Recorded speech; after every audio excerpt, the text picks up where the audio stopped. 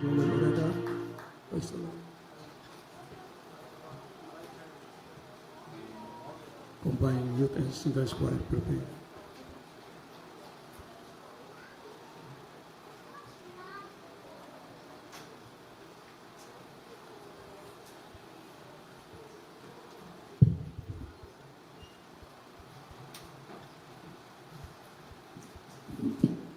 Hallelujah, praise the Lord. All the highest glory, honor, or praise only belongs to our Savior Jesus Christ. We remember and cherish the blessed preaching and teachings of our dearly beloved parents in the Lord.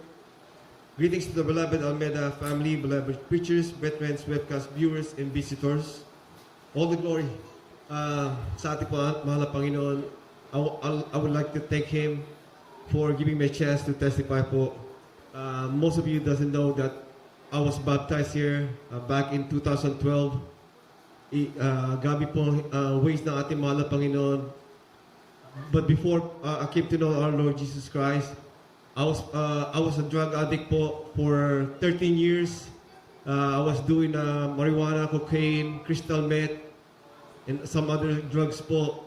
I was a member of Gang 2 back in the Bay Area. I was selling drugs, transporting drugs to the state of Washington by way of air and by way of land.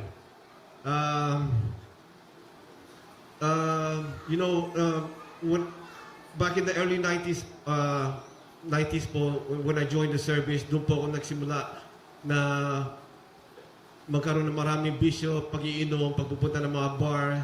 Natutunan ko po yan sa military. And then, after my military, I got out. I joined my gang again with my friends.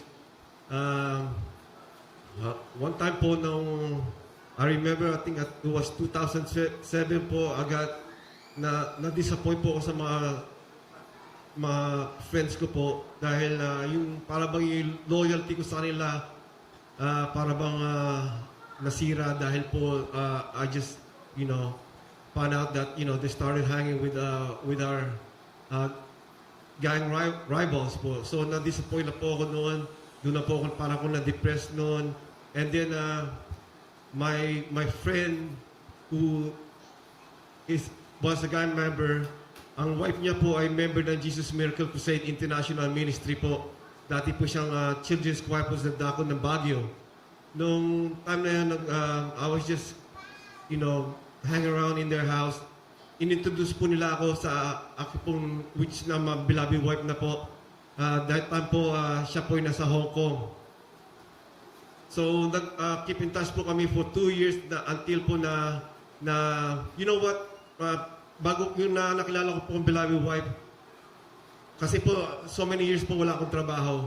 I wasn't working. But nung nakilala ko po beloved wife, nag-apply po ako sa isa pong federal job po. And I was so scared po kasi I was doing drugs for 13 years straight po yun every day.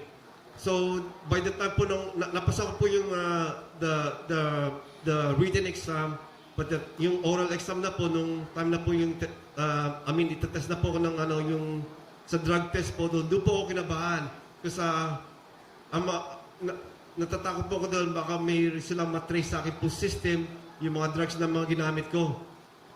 So that time po noon, pumunta po kami, nag-take po ako ng test, ando po may kasama po ako, isang mag-a-apply din po. Nauna po siya, binigay niya yung sample, kinuha po yung sample niya, at kinip. Yung akin po, yung time ko na po, binigay ko yung sample sa kanya, at alam niyo po, binuhos niya po at sinabi na on the spot, pasado na po ako. Dahil po yan, alam ko po dahil po yung magiging future wife ko po ay isa pong member po ng Jesus Miracle Crusade International Ministry. Yung na-petition ko po siya rito sa dako po ng Amerika. I was, na-surprise po ako dahil, kasi plano ko po, gusto nila ako ilipat dito sa dakong LA. I don't wanna do that po kasi binigyan po ko ng warning ng mga kaibigan ko. If you go there, no one's gonna protect you. No one's gonna, protect your back. Because we all here. nobody's there. So wala akong family dito po sa LA, wala akong cousins. So sabi ko, but yung week na yun, yung last minute na lang po nag-change yung mind ko. Yeah, I think it's a way po na para po na iwalay ako ng ating mahal na Panginoon sa aking mga barkada ko po. Yes. So, nag-decide na po kami pumunta rito at pinagpala po na meron pala po ditong gawain. At before that po, alam niyo po nung ikakasal po kami, yung kakasal po kami noon, I remember po na during our, nagpe-prepare po ako, I was doing drugs while preparing for our wedding. Ganun po ako grabe noon. And then during for our wedding reception, ang aking pong beloved wife, she invited workers, GMC workers from San Francisco po. Most of them hindi ko po kilala. So after po nun, after so many months, sinabi sa kanyang beloved wife na, did you know, I talked to our beloved pastor po. At sinabi ng beloved pastor, tinaas po ng ang ating pong beloved pastor, aking beloved wife, kung ako po'y ligtas. Ang sabi niya po, hindi pa po. So sabi na po ng beloved pastor, don't worry, he's gonna get saved. So after Praise the Lord. after 1 year po, na-baptize po ako dito sa Dakon LA. I was here for 4 years. Dito na po pinanganak aking beloved daughter. At yun po pinag-pray ko po sa ating beloved ating mahal na Panginoon na sabi ko, mahal na Panginoon, I want to go back to the Bay Area po kasi I want to share your goodness, what you have done to my life po. Sa aking mga friends, sa aking mga family po, sa aking mga co-workers ko po. Ang prayer naman ng aking beloved wife na wag na akong bumalik doon kasi natatakot siya na baka bumalik po sa mga dati kong bisyo. And you know what? Sabi ko doon sa aking mga classmate at all my classmates, my co-workers na, when I come back to our church anniversary in the Philippines, they're gonna send me back to the Bay Area. So yun po, nangyari po, pagbalik ko po sa Dakon LA, nakakuha po ko ng note na pwede na po akong bumalik din sa Bay Area. God is good po. Yes, Lord. I just wanna share this testimony ng mga himala dito po andito po ako sa LA. Yung first na himala po ng ating mahal na Panginoon na ginawa sa akin nung naka-aksidente po ako, nakabangga po ako, side to side po, natamaan ko yung kotse. So I know it was my fault because for going to the wrong lane po. And then, I was surprised po kasi nabangga ako. Bigla lang umalis. Nagtataka po kasi it was my fault anyway. So it was dark, night time po yun. So as I said, when I get home, I'm just gonna check what's the damages. So when I got home, I grabbed my flashlight, chinek ko po yung mga, wala po ako nakitang dead scratches sa mga car. I didn't see no dead at all. So pinag-ingatan po kami, ganun din pinag-ingatan po yung sasakyan namin, at ganun din po nung papasok po ko sa trabaho dito po sa LA. I remember po, naka-alis pa lang po ako ng 1 block pa lang. Then my wife called me, said, where are you? I said, I just left, just a block away. Then sinabi niya, may kotseng bumangga doon kung saan ako nakapark. It hit like 6 cars, damages it. So bad po. Salamat sa mga Panginoon, yung timing niya po na ialis tayo sa mga aksidente po. Grabe po talaga yung mga himala natin, mahal na Panginoon. Alam niyo po, nung ako'y nabautismo in 2012, all my vices po, from drinking, smoking, going to the club, and hanging around with my friends. In one day po, after baptism mo, nag-iba po ako. Wala na po, hindi ko na po binalikan yung mga pagsusugal ko, pag gagamit ng mga pinagbabawal na gamot. At alam niyo po, pinagpala ako ng mahal na Panginoon. Nagkaroon po ako ng pamilya na mainit po na naglilikod. Ipatotoo ko lang po kung paano po ako, hindi po ako karapat dapat para po maging isa pong choir. Lagi po sinasabi, hindi ako karapat dapat. Lagi po, nung nakabalik na po ako sa Bay Area, lagi po ina-approach sila. I just wanted to help po sa church po. So nakikita nila yon na nagbabaki po ako lagi. Pero sabi ko, hindi po rin ako karapat dapat. Inaas nila ako na mag-choir ako. Dinalay ko po yun.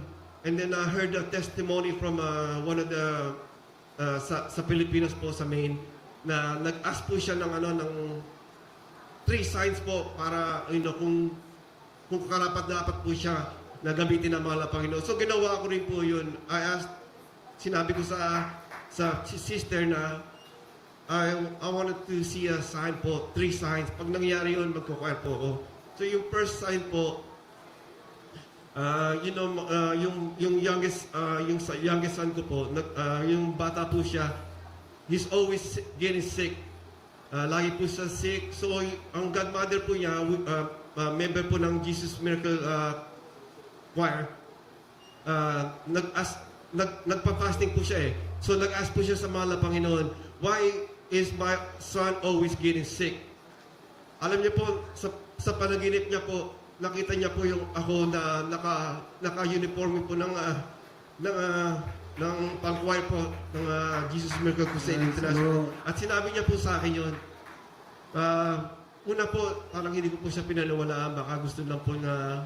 Sabi ko naman po, sa sarili ko, wala naman po dating sinungaling. So, yung pangalawa po, I dreamt about beloved Mr. Kuya Pogs po. And I couldn't really remember, so sobrang tagal na po. Pero yung third po, yung isa po nating kapatiran na kinuha na natin ng mahal na Panginoon sa dako po ng Bay Area, member po siya ng Jesus Miracle Crusade, ng choir pala, Jesus Finest Choir. And then, nung kinuha po siya, andun po kami sa bahay ng beloved sister para po i-comfort siya. And then, yung pauwi na po kami, may sinabi po sa akin siya, binulong po sa akin, alam mo, he's always praying for you. Sa loob ko, alam ko na po yung pinagpipray niya na maging choir po ako. So doon po talagang lumambot po yung aking puso. At the next day po, I started fasting without people knowing. I started fasting po. Then when I'm almost done, I told somebody na I'm almost done fasting. So doon po talaga, alam po na mahal na Panginoon kung paano po palambutin natin matitigas na puso. So ako'y nagpapasalamat sa mahal na Panginoon sa lahat ng mga himala na ginawa niya sa aking buhay, sa pagbabago. Kaya hanggang dito lang po, all the eyes, glory, honor, praise, only belongs to Lord Jesus Christ. Ayun, praise the Lord. Palakpakan po natin ating Panginoon. God bless you, Brother Joel Reta. Sa pinagpalang